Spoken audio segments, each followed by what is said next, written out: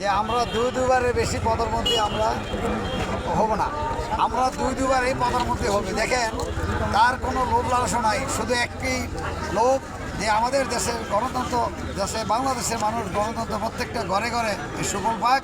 আর 31 দফার মধ্যে আমাদের জনগণের সকল সুফল সুবিধাগুলি উনি আগেই বলেছেন, আমরা এই লিফলেটগুলো প্রতিটা ঘরে ঘরে জনগণের কাছে আমরা পৌঁছে দিচ্ছি।